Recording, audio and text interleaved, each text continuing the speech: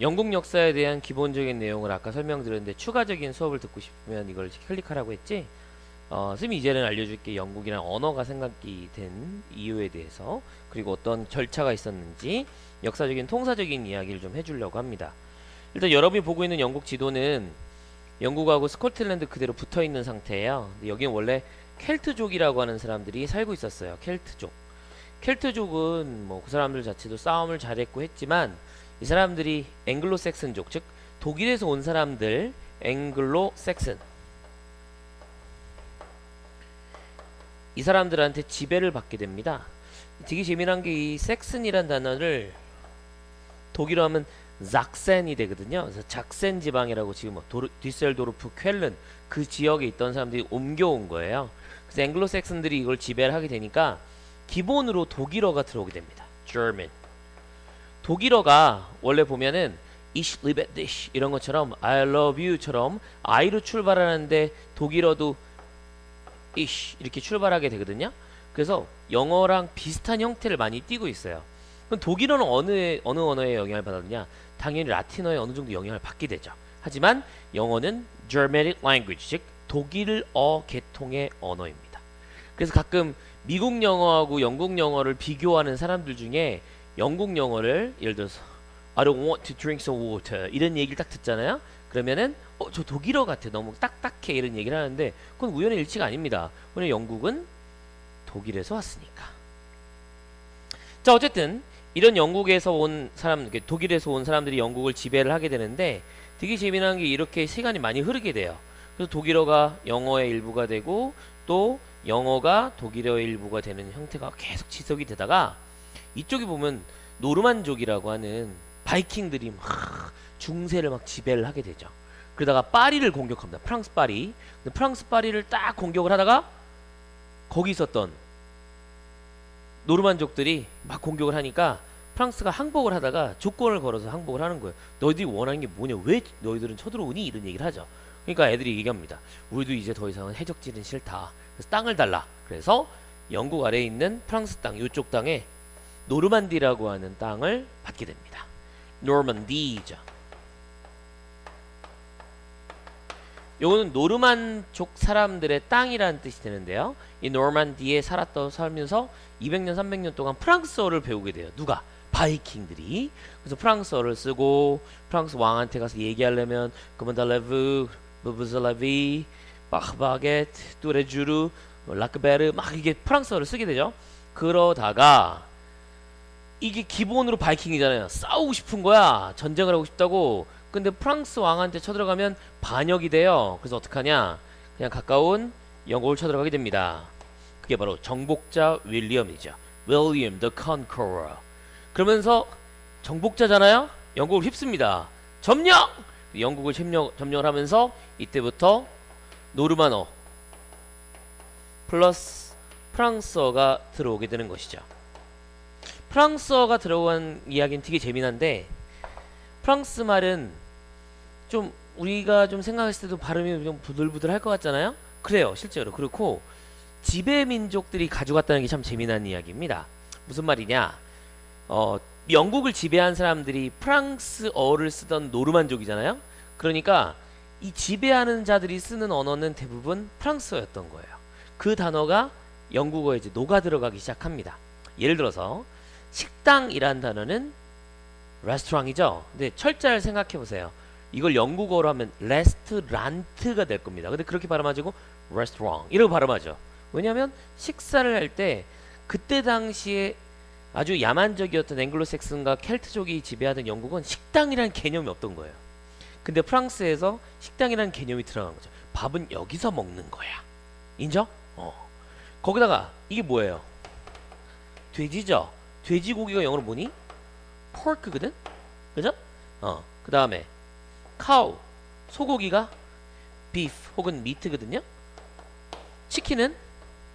예, 맞아요. 치킨 신우님일까요? 치킨이죠. 똑같이 가요.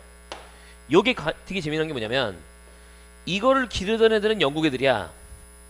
근데 이걸 먹는 지배측들은 다 노르만족 출신의 프랑스 사람들이라고.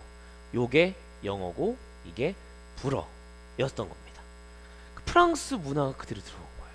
되게 재밌죠. 그러니까 프랑스에 그 귀족들이 확 들어가서 영국을 잡아먹었다는 거지. 그리고 영국어에다가 프랑스어를 이렇게 얹히게 되는 거죠. 하지만 그 프랑스어가 지금은 단어로만 남아있지 실제적인 거는 이제 발음도 바뀌게 되는 거죠. 대표적인 또 다른 프랑스어는 이런 겁니다. 션이에요. 션. 션으로 끝나는 단어. 예를 들어서 nation. 생각해보면 t를 션으로 발음하는 게 되게 이상한 거야. 이거를 프랑스로 nation입니다. 액션 있죠? 액션을 t를 션으로 발음하면 되게 이상하거든. 켠이 맞잖아 실제로. 근데 이게 프랑스에서 와갖고 프랑스어로 액션입니다. 근데 이거를 영어로 액션이 되는 거죠. 그리고 막 마음대로 쓰는 거지. 선생님이 영어뿐만 아니라 독일어하고 프랑스어도 재미로 배우기도 하고 뭐 고등학교 때 선택해서 배우고 막 그랬거든요.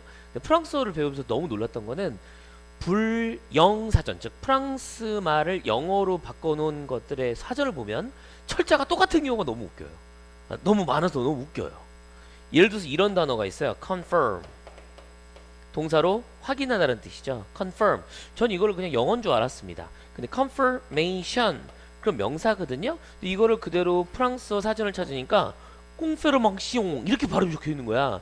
똑같은 뜻이에요. 확인. 그러니까 이런 션으로 끝나는 단어는 정말 너무나도 많게도 프랑스어였다.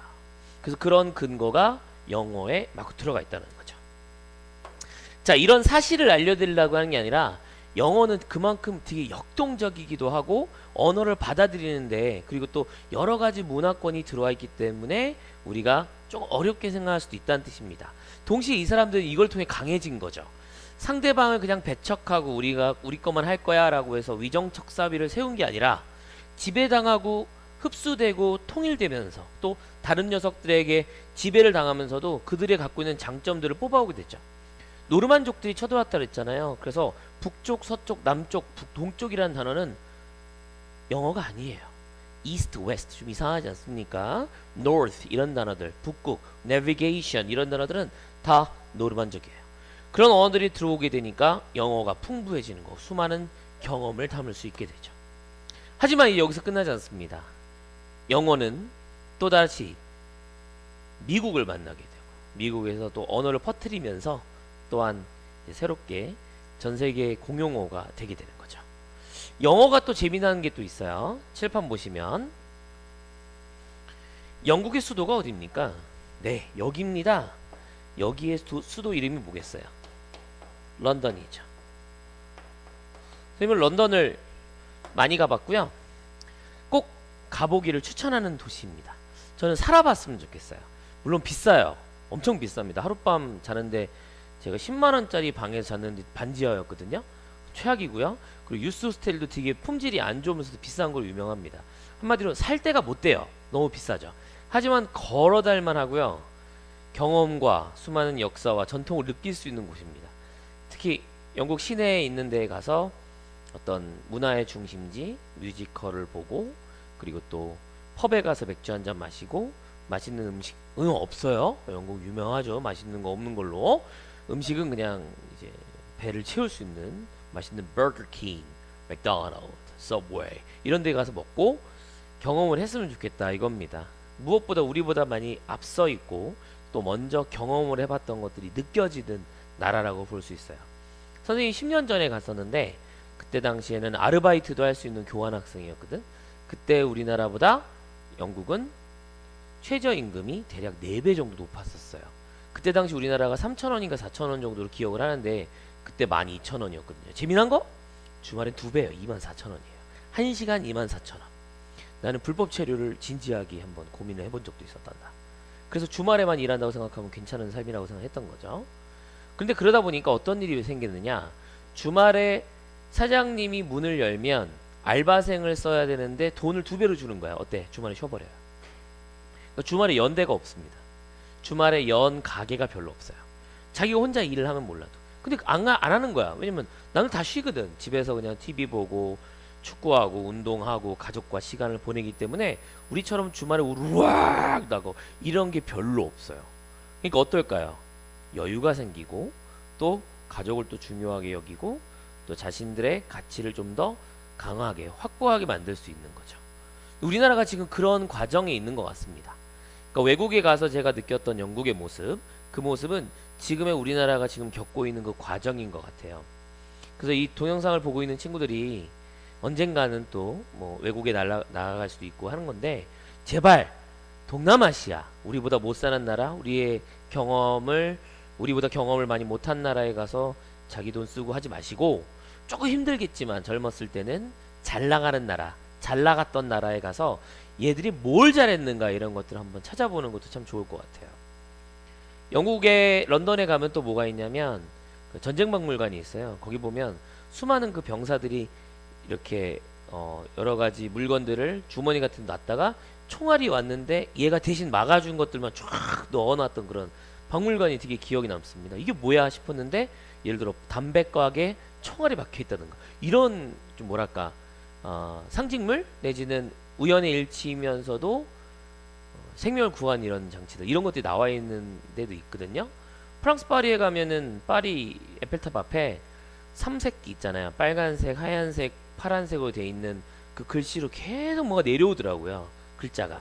그래서 뭔가 자세히 봤더니 프랑스를 위해 죽었던 병사들 혹은 희생자들의 이름이 계속 나오더라고요. 우리나라도 그런 게 필요하지 않나요? 6.25 전쟁 혹은 뭐 동학농민운동부터 해서 농민혁명부터 해갖고 그때까지 지금까지 많은 사람들이 희생이 다 있잖아. 현충원 생각하고 그냥 국립묘지 생각하는데 우리가 그 사람들이 누군지 잘 모르거든. 뭐 관심이 없을 수도 있고 나라에서 관심을 안 주는 걸 수도 있잖아요. 그런 거 보면서 많이 느꼈어요. 아, 이 나라들은 그만큼 국민들의 생명을 소중하게 여기려고 하고, 또 혹시라도 그런 생명이 잃어버렸을 상황에 돌아가셨을 때에는 그거를 충분히 나라에서 기억해 준다라는 느낌, 이런 것들은 너무 배워야 된다고 생각했었습니다. 동시에 지난번에 선생님이 코타키나발루 갔는데 너무 좋았어요. 더웠고요. 아우, 날씨가 좋았어요. 역시 돈이 좋아요. 그런 거 느끼지 말라고. 필리핀 갔는데 햇빛이 너무 좋아서 난 21살인데 힐링할 거야. 그러지 마. 무슨 힐링이 필요해 21살에. 그렇잖아. 돈 좀 더 모아서 유럽 가. 유럽 가서 뭐 해야 돼? 그치? 응. 경험 많이 하고 우리나라에 없는 거 많이 배워보고 해야죠. 영국의 도시에 있는 그런 거리를 딱 보면은 헌책방도 되게 많아요. 걔들은 그 헌책방 그렇게 책들, 오래된 책들을 참 소중하게 여기더라고요. 저는 좀 이해가 좀 안 갔습니다. 우리나라는 좀 다르니까. 또 서점에 갔는데 책 종류가 생각보다 너무 적은 거예요. 우리나라 책 종류 많거든요. 다 안 보죠? 생각해보면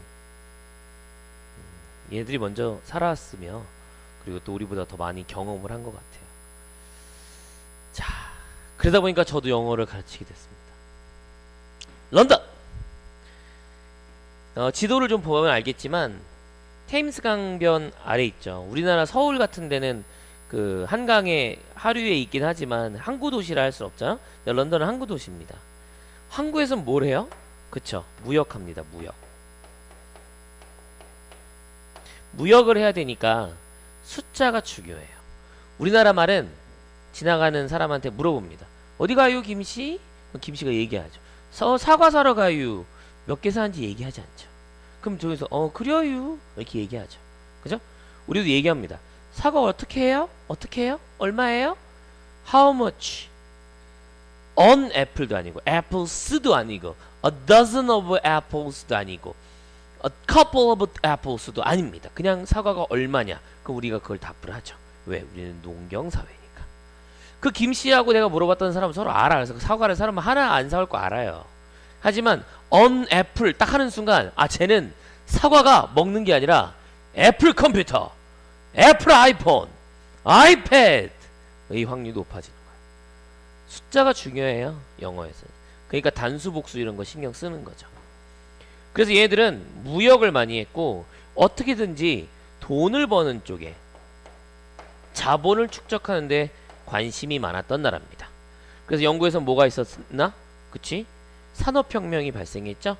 그 전에 명예혁명을 해서 민주주의를 좀 더 확고하게 그리고 또 안정적으로 나라가 만들어지니까 그 안정된 힘을 바탕으로 당시에 분열되어 있던 수많은 유럽 나라들을 박살시킨 다음에 해외로 식민지를 건설할 수 있었던 것이죠. 영국 사람들은 세금을 내면서 이렇게 생각했대요. 아, 저 정부는 내가 세금을 낼 만한 가치가 있다. 어느 나라랑 많이 비교되죠? South Korea. 이 나라는 그만큼 사람들이 나라를 믿고 엘리트에 대해도 많이 믿는 겁니다. 노블리스 오블리주라는 얘기 하잖아요. 자기가 먼저 이렇게 예시를 보여주고 내가 고귀한 사람일수록 더 먼저 희생할 수 있는 나라. 그게 바로 영국의 모습이 아닌가 싶습니다. 사실 영국도 되게 취약한 짓 많이 했죠. 사람들 많이 죽였고요. 특히 뭐 아편 전쟁 이런 거 막 냄새나는 나라입니다. 쓰레기예요. 거지 같죠. 그 영국 가보면 저는 이렇게 몸집도 크고 그러니까 이렇게 나를 건드리는 사람 별로 없었어. 근데 여학생들 혼자 이렇게 물건 사러 갔다가 계란 맞고 그런 경우 되게 많고요. 막 욕하고 가고 막 이런 애들이 많았거든요. 근데 저 같은 경우는 그때 당시 이게 수염 기르고 막 다니고 뭐 돌아다니면서 술만 먹고 막 다니고 막 그래갖고 뭐라고 안 그랬는데 되게 재밌었던 게 편의점 앞에 가서 내가 뭐 물건 사러 가니까 갑자기 10살짜리 애들이 딱 오더니 아저씨 저 담배 좀 사다 주시면 안 돼요? 막 이런 적이 있었어요. 기가 막혀갖고 이 초딩놈아 이렇게 얘기하려다가 또 괜히 칼로 찌르면 안 되잖아요. 그래갖고 뭐 사다 줄까? 그래갖고 했는데 갔더니 안 팔더라. 그래서 안 팔아. 그래서 안 해줬던 그런 좋은 추억이 기억이 납니다. 담배 피면 안 되는데 그 친구들은 아직도 몇 살이라 하고 있는지 모르겠습니다만 뭐 좋은 점도 있고 안 좋은 점도 있어요. 이 강의를 보는 시점에서 여러분의 날씨가 다르지만 영국은 11월부터 한 2월까지 계속 비 옵니다. 아까 서두에 비 많이 안 온다 그랬잖아요. 오긴 옵니다. 11월하고 2월까지는 서한 해양성 기후라서 계속 비가 오거든요. 그리고 2월 이후에 3월부터 5월까지 날씨가 엄청 아름다워요. beautiful 하죠. 근데 그때가 다고요. 5월부터 또 9월, 10월 달까지는 또 비 왔다 안 왔다 막 이런 장면들이 있어요. 2012년에 런던에서 올림픽 했었죠. 그때 장면 보면 사람들이 긴팔 입고 있습니다. 올림픽 8월이거든요. 긴팔 입고 있어요. 그렇지만 여러 가지로 재미난 것들이 있죠. 선생님이랑 수업하다 보면 선생님의 뭐 제2의 고향은 아니지만 교환학생을 갔다 왔던 곳이라서 그런지 엄청 애착이 있고 여러 가지 예시를 들어줄 수 있는 공간이에요. 그래서 이렇게 동영상으로만 이렇게 얘기를 하면서 영국 얘기도 좀 자주 해주고 또 관련된 팩트도 좀 알려줄 테니까 열심히 공부하도록 하고요. 실제 강의 듣는 친구들한테 사진도 많이 보여주고 할 생각입니다. 자, 사족이 너무 길었네요. 여기까지 하겠습니다. 화이팅!